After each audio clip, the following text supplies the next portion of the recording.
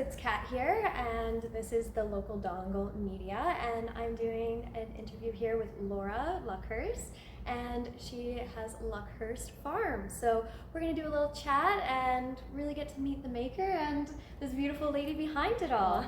So Laura, do you want to tell us a little bit about yourself? Sure. I have been in the South Okanagan since 2012, and I moved here with my husband to kind of take over the family business in the wine industry, and everything is just kind of history from there. There's so many stories in amongst it, but that's what brought us out here and it's kept us here as well. Awesome. So a little bit more about what have you done work experience in the past, and what has led you guys to this point to get here? Right, so that's a good question actually. So we've always been I have always been in hospitality one way or another. Hi, Mutt. This is Mutt, by the way, guys. He loves Kat. So having been in the hospitality industry, basically from the get-go, my grandparents owned and operated a resort in Osoyoos. And so I've been a summer local to Osoyoos my whole life.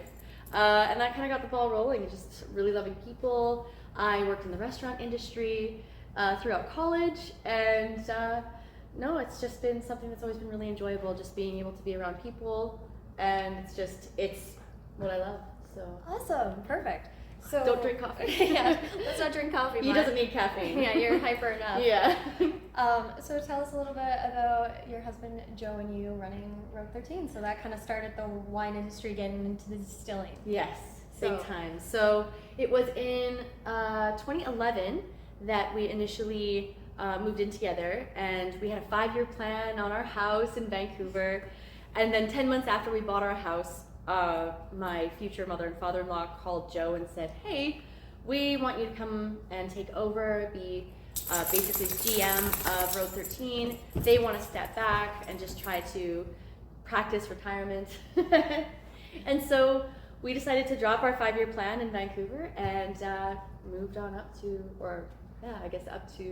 Oliver, and did that for, oh my gosh, from 2012 up until 2018, and it was a very successful time. Lots of lessons learned, but just really helped us figure out what we wanted to do. And in 2018, we received the #1 winery in Canada award. That's awesome. So cool. That's such a proud, monumental moment. The funniest thing was how Joe told me. I was at home with our young daughter, and he phones me and he's like, oh, hey, how does it feel to be married to, the guy who's a part of the #1 winery in Canada? And it didn't click. I had just put the baby down for a nap. I'm kind of going, it's fine. I love being married to you. What are you talking about? And then it took me, and there was just crickets on the other side. I'm going, oh, this is good news. Oh my gosh. And so that was just kind of where my brain was at for it all. But you had the mom brain going. Yeah. Oh, completely. Yeah. Still have it some days, actually. Oh, I get that. Right. So you also mentioned your daughter as well. So Yes. you're also, since having her, you've written a book. And working on another one too. I am. It's still in the very early stages of book number 2, that is. But no, my children's book. It's called Is the Moon a Balloon? And I got the idea from my daughter. She actually asked me one day, is the moon a balloon? How does it stay up in the sky? And that was just kind of the beginning. It just kind of started the snowball effect of creating the story, and I hit the bestseller list on Amazon.ca. That's awesome. Yes, so exciting. That's another big achievement under your belt as well. And still so surreal. Just like #1 winery in Canada, it still hasn't hit me. Sorry, he's a squirrel probably. Oh, that's okay. But no, all these years later, it's still just like that floating feeling. Yeah. And now, but having done the self-publishing thing, I'm always looking for a publisher. If anyone knows anyone out there, give me a call. Listen up, guys. Right? Reach out. I'm working on more books. But so then, of course, after 2018, we had sold our winery to basically the Von Mandel Group. And my husband stayed on for a couple of years to be a consultant. And in that time, basically from when my daughter was born all the way up until he was consulting, he missed a lot of things when she was really young. And she was a really good sleeper. I don't know if I'm allowed to say that. If any mother who has a good sleeper out there, you keep quiet, because there's so many babies who don't sleep. But so of course when my husband was at work and come home for a break, she'd be asleep. he missed so much Just time. clashing times, Yeah, basically. for about a year and a half almost. That's hard. And so when COVID hit, we ended up taking a lot of time together because you're stuck indoors. And he's just like, oh, this is so nice. Like, I can't believe how much I was missing. And so that really set the tone for what we wanted to find for our next endeavor. So we had a couple of ideas in our back pocket. We were searching all throughout the South Okanagan, Oliver and Osoyoos, and we just couldn't find that right thing that was going to work for our family. And then suddenly we got news that this place was for sale. And yeah, that was kind of the start of how we came to be here. That's awesome. Yeah. So that being said, for the distillery going on in the future, once you get that all up and running, is you want this to be very family oriented and focused. So can you expand a little bit on that, of what you're going to do on the actual farm to make it a little bit more family oriented and a little bit more, you know, interactive for everyone? Absolutely. So of course, we are a farm and eventually distillery, and so it's still somewhat in the liquor industry, but primarily we want it to be about family. We want people to feel like you are just coming to visit good friends on their farm. We've just gotten ducks. If you follow us on social media, you'll probably see our 6 new girls. Yeah. And they're they're runner ducks, and you just learned. Yeah, so I was chasing her out. She caught one. You caught Taylor Swift. Yes. Of all of them. That was amazing. So your daughter's gonna be so excited. She's like, someone's gonna cut her. Yeah. So that was hilarious. But so we're starting with our ducks. We have some chickens, and they're on the older side, but that's okay. We're just gonna add to our flock. We're getting 50 new girls in April. That's exciting. And then as the weeks progress and whatnot, we don't have any finalized times yet, but we're looking into getting piglets and maybe honeybees. Ooh, And partnering possibly with some local people. Maybe, hopefully. Yeah. If there's any other honey keepers out there. Right. And we're also going to be doing pygmy goats. And actually that we did long and hard studying about goats. Which sounds crazy, but no, the fires. Yeah, I guess I own a farm now. That's not as crazy it's not, as it used to be. It's anything, right? Yeah. Before you invest in anything, you want to look up and see and Make what sure your best options are, what makes sense for you in this farm. Yeah, there's so many breeds of goat, and I didn't know that. Yeah. But we learned that pygmy goats are actually the ideal goat for the type of farm that we want to run, and especially with all of the terrifying fires you guys had last year, it hit so close to home for so many. Some people I know very well. So many people lost their homes. Some firefighters. It was wild. Yeah. And so one thing that we really wanted to focus on is how to be fire safe. Now, our farm is in a very heavily forested area, but we don't want to clear cut everything because it's like, oh, welcome to my big open field on a hilltop. Which honestly, fields are almost more likely to spread fire because of the wind and the open and just plowing through. So it's got to be a smart, strategical way of doing the fire smart. Exactly. So we want to keep the tall trees. We've had an arborist come and show us which trees are here to stay. There's only, out of this whole property, 6.1 acres, there is one tree that needs to come down. Isn't that wild? And why does that one have to come down? It's growing like this. Oh, okay. So it's just a fall risk. And Gotcha. so if we don't get a lot of wind up here. No. But if we were to get a windy day, it's just one of those, we don't want that to land on a building or someone. But anyways, pygmy goats, they focus on eating forest floor. And it's forest floor, much like you said, with an open field, that's just the fire starter and the fire spreader. And so if we have our goats that are actually using their culinary skills and dining on the forest floor and keep it clean that way, we also have other forms of just keeping certain bushes cut back and just keep it safe that way. That's awesome. And then we're also going to be getting 2 miniature Highland I know. cows. I'm honestly so excited about that fire because they like are giant puppies. Ridiculously cute. I know. So also with the goats, are those type of goat that you can milk and collect milk from? That's an excellent question. I'm not sure. I'd actually have to look into that one. It's like goat milk. That's pretty awesome. That one is and really highly good. nutritious. It's so true. Yeah. And it's just, that's one thing I haven't looked up about them. I'll have to go check that out. Okay. I'll leave a comment for you. And then Perfect. Yeah, so that's the goal, and it's basically a hobby farm. Like, we're getting 2 pigs, 2 goats, and a various number of other critters, but we're trying to start slow, but it's really difficult because all of the animals, it's like the dream. Yeah. So it's my husband who's like, hold on, we can get 10 puppies, you know, in 50 years. Yeah, totally get that. Yeah. So when it comes to the actual event side of stuff, what are you guys thinking? What are you planning? What can you give me details on? So we, this place, it just looks like it was thrown up out of a Hallmark movie. It's so pretty. Does. We've got our log home, and we have this beautiful open yard. We have twinkling lights hanging everywhere. It is just a perfect spot for wedding ceremonies and photos. And that's what we really want to focus on heavily. Is we're currently, for now, we're offering wedding ceremonies and a cocktail reception, along with basically as many photos as you want to take. There's a lot of really rustic areas out in the wooded fields that have like the rusty car, and I don't know why, our rustiest Fargo pickup truck that's down by the one with the bullet hole? Yeah. No, sorry, that's not the Fargo, that's the one next to it. Right.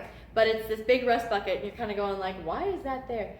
But for some reason, I picture like a gorgeous bride just standing there with like a nice boho country dress and just like the whole look, 9 yards. Absolutely, and it's fun. I think it'd be really cool to kind of have, if you wanted to go for extreme elegance but with an outdoor ceremony, you have the juxtaposition of the beautiful flawless gown along with these rusty kind of tractors and stuff, and it just works so beautifully with photos. If you look wedding wise, like that's highly trending right now. Like, instead of being so modern and clean cut, it's like if you look at all the wedding stuff, it's all like rustic and like down to earth, let's get back to our roots kind of stuff. Exactly. And it's so funny that you mentioned down to our roots, because it's just what we're going for. We want everybody to just feel welcome. Back when we owned Road 13, the slogan for them was, it's all about the dirt. And I always loved that slogan because it just told people right off the bat that we're not here to take ourselves too seriously. We have our passion for wine, we have our passion for farming, but we're not going to go as far as calling it terroir, because that is the kind of the industry name for soil in the wine industry. But saying something like, it's all about the dirt, and we had our trucker hats and all that, it's, you tell your story with your slogan. And so it's been a long, crazy battle on what we want our slogan to be for Luckhurst Farm. But at the end of it, we decided it's going to be homemade. And so you're coming back to your roots. It feels warm. It's welcoming. We're not even open yet, but we have a sign on our front gate. I was just going to mention that. Yeah. Tell me more about what's on the sign. So it was really funny. When we first bought the place, we needed a way to tell people. We didn't have our website up and running, and we didn't have any big way to let people know because we were still new to the social media account with the farm. So with about 14 followers, you can't tell them, hey, come see us. So, but there's a lot of people with the previous owners and you working with them. You had the farmers markets here with Kathy, and so a lot of people know about our location because and the family being a founding family specifically in the East Colona area, like I'm pretty sure this property was like their great grandparents before, so very, very community rooted. Everyone knows this area. There's so much history here. Yeah, so it's a very common place especially for people in East Colona specifically. Big time. Like, it's something everyone's like, oh yeah, I know that place. Well, I couldn't believe the amount of people when we first moved here. It felt like we'd lived here for years. Because even just dropping our daughter off at school, they'd be like, oh, you're new? And it's like, you know that I'm new. That's incredible. So they'd say, oh, what are you doing? And we'd say, oh, we bought this place up the hill. And they all went, oh my gosh, that was you. That's incredible. By the way, this is Joe, guys. This is Laura's hubby. He's usually in the barn. If you can't find him, he's over there. But anyways, going back to the sign, we wanted people, so there's so many drive-bys. We're not on a heavily trafficked area. No. We're actually in a cul-de-sac. Hey, man. We're in a cul-de-sac here, so there's no just traffic or anything. Yeah. And so, but people know to come see us, and we've had quite a few people drop in.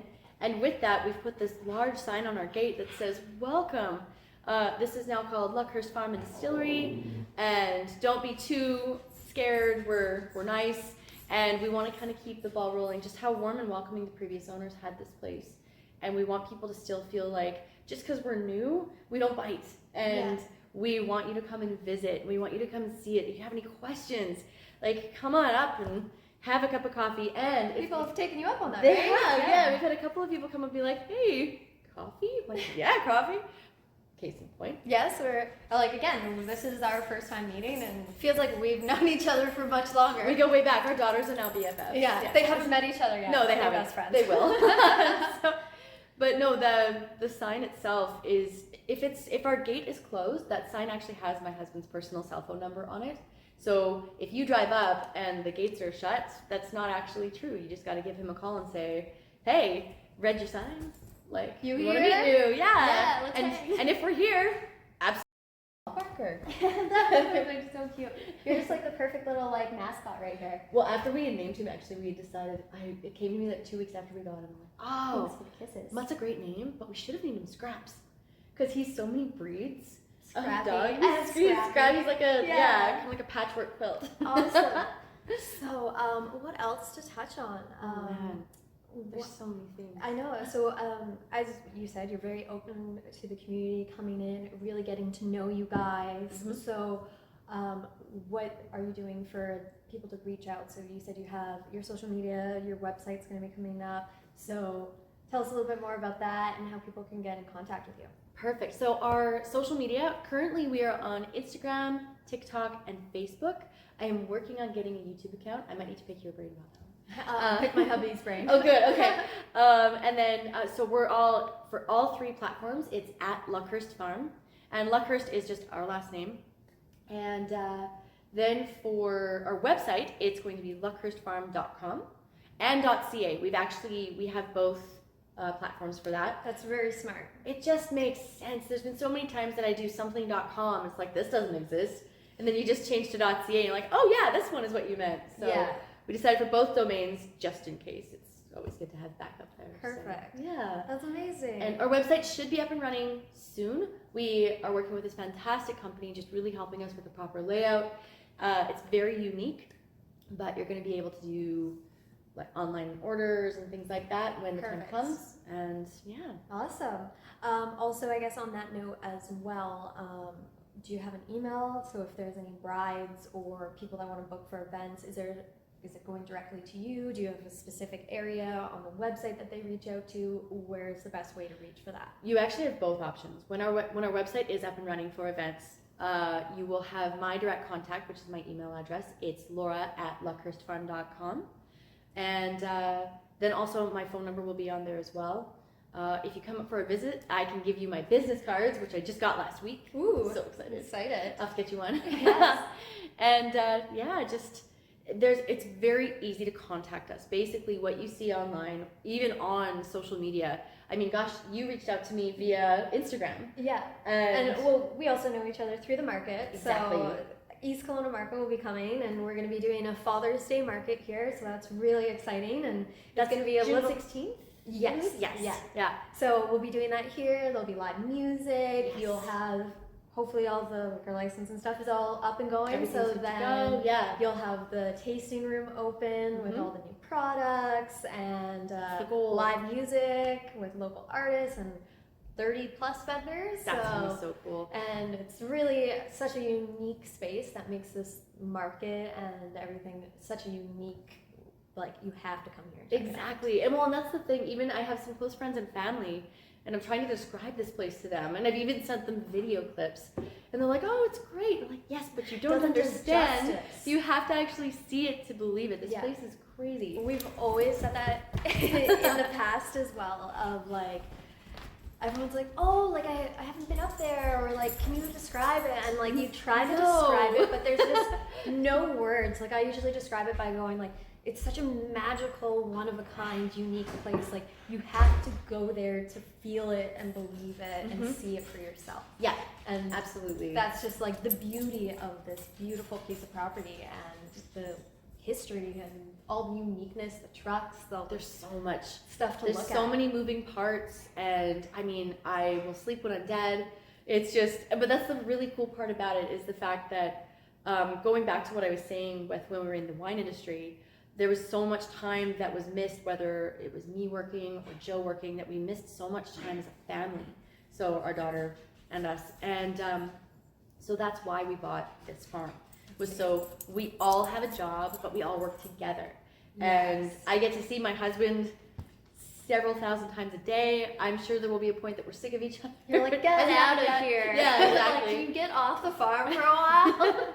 And then, of course, with our daughter, too, all the animals that we're getting, she's like a mini Dr. Dolittle. Oh, that's And adorable. she- And like honestly, farm life is, I think, so good for raising kids. Of like, it brings authenticness, of like hardworking, good traits, and Absolutely. understanding of like hard work actually gets you places. 100%.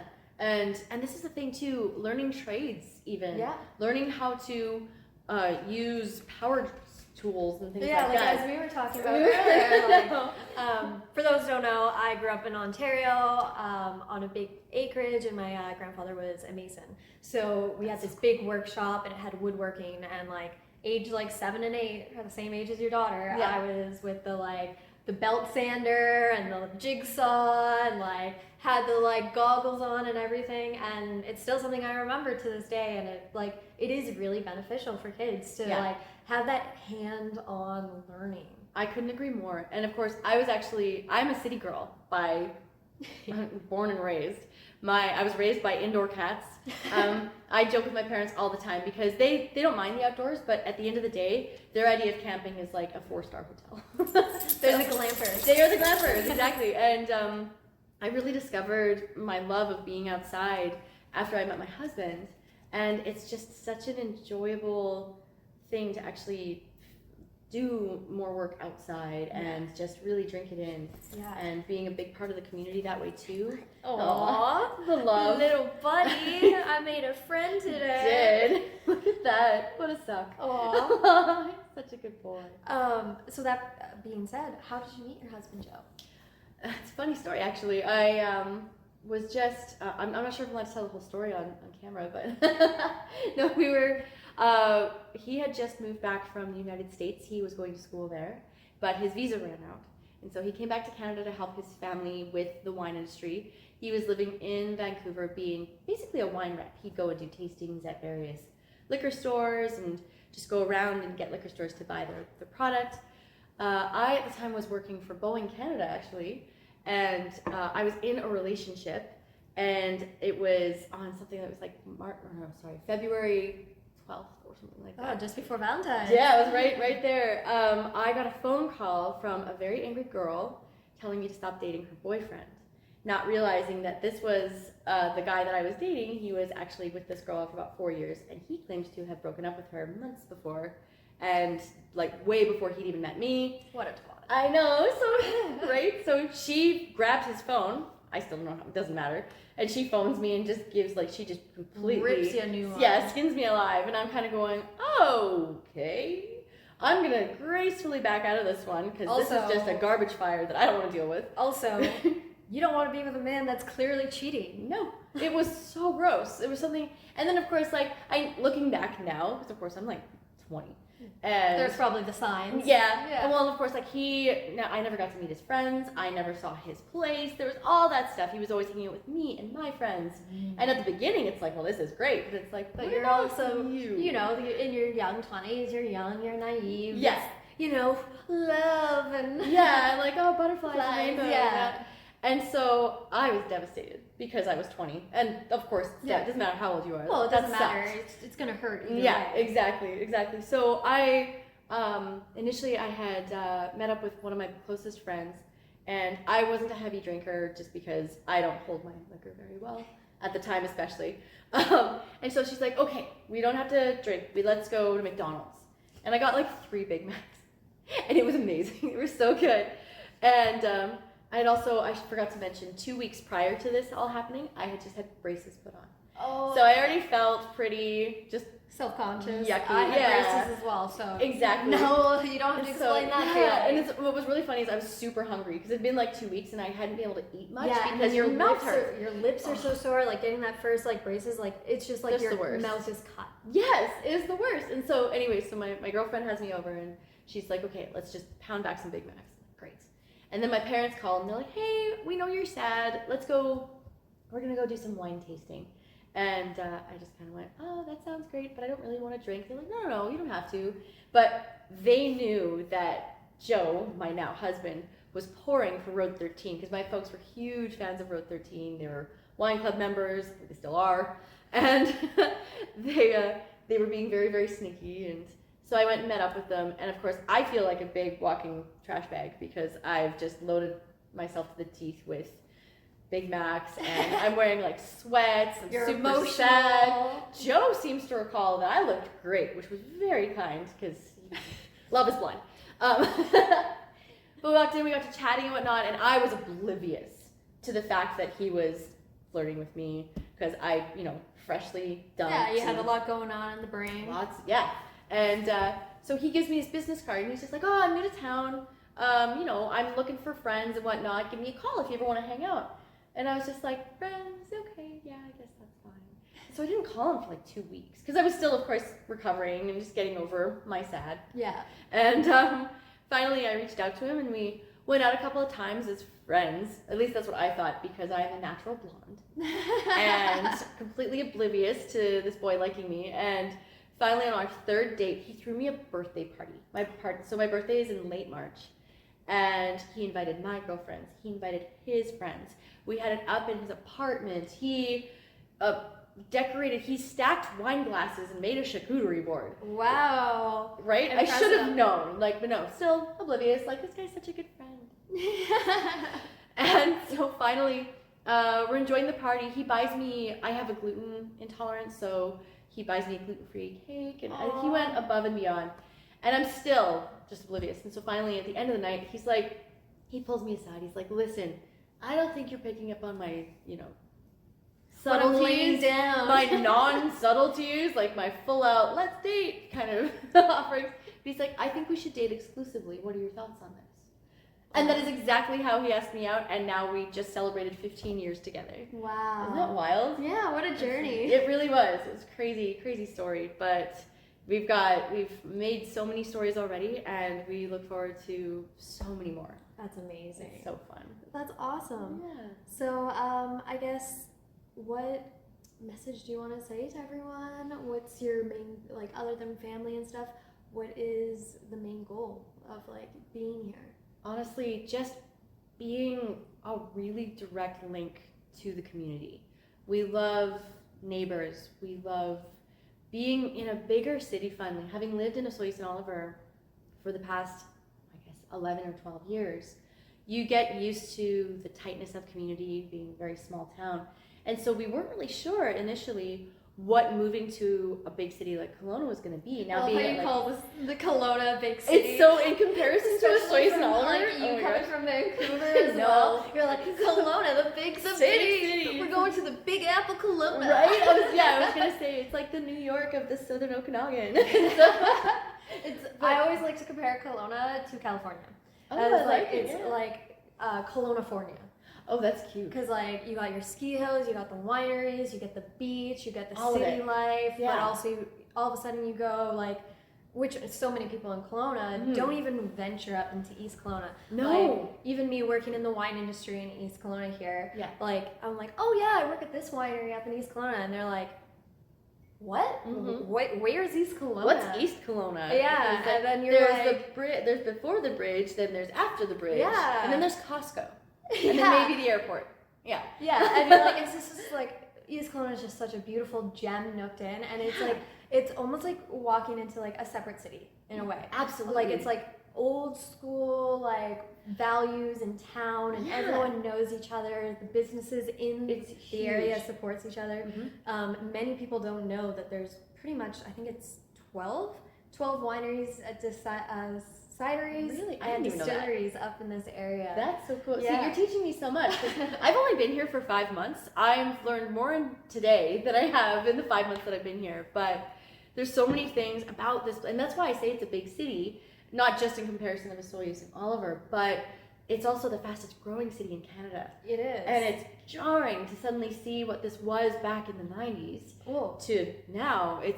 I've been in Kelowna 7 years. Yeah. So even the difference of when I got here 7 years ago Mhm. to now. Yes. It's like a massive jump of a difference of like the people, how the city is growing, what's going on culturally, how everybody's managing it so beautifully, because it can be really jarring to have such a vast and quick growth spurt that a lot of people can fall by the wayside or just be like, oh my gosh, what am I going to do with all this extra new coming in? But the construction is happening, and I think it's such a stunning city. And what I do love about East Colona is it is very much the best of both worlds. I was telling Kat earlier, when we walked out, I take my dog for a walk first thing in the morning, every morning. And if it's a rough day, like maybe we woke up a few times, if my daughter had a nightmare or something, and you're just kind of feeling kind of frazzled and your hair's standing up, and you go outside and you just breathe in that beautiful pine smell. And so far, it doesn't seem to matter what time of year it is, you have that really aggressive just forest smell. And not realizing that, 11 minutes from here is the grocery store, is, like I said, Costco, and also Harvey Avenue. Also, like, not only that, there's so many awesome, amazing hiking spots in East Colona.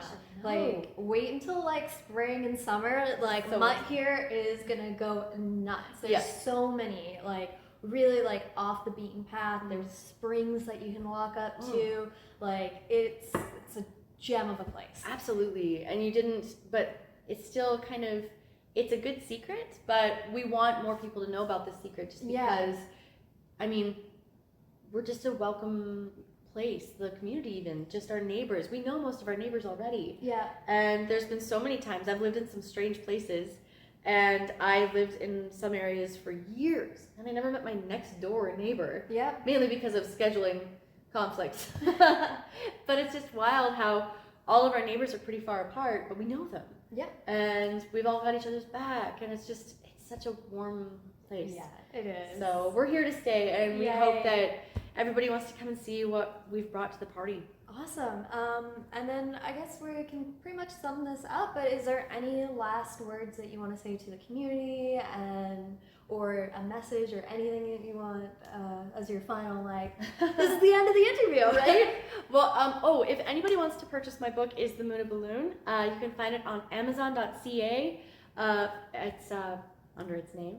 And it's also at downtown Colona. It is it's at Mosaic Books. Sorry, I lost the word for a second there. It's now there. Where else can you find it? I know you have some spots in Osoyoos as well for anyone that's listening from South Okanagan. Exactly. So Osoyoos Home Hardware carries it. Hi, Francis. And also Oliver Eats in Oliver. And you did mention there's a place in Vancouver as well. So if anyone's watching from Vancouver, didn't you say? I don't think there's a place in Vancouver. No. I'm trying to remember. Because I remember you said you went to go visit and you just like dropped books. No, I'm sorry. No, in Manning Park. Manning Park. Yeah, so on the way to Vancouver, if you not in Vancouver. Yeah, if you do a pit stop between, if you're going the Hope Princeton route, pop on in. It's in the main lodge. If you go in, you'll see it there. Awesome. So, and then anything else you want to say about the farm? About the farm, just honestly, come and see for yourself. This place is just so cool. And I will do everything in our power to show you online, like through video and just through description, but you got to see it to believe it. And wait till spring comes, guys. There's going to be so much bud burst, so she's going to be polling all over that social media. I was earlobe deep in soil. I've planted 600 bulbs of flowers in the fall, and in the spring, Kat's going to give me a hand, and we're going to go and just basically plant wildflowers and everything everywhere.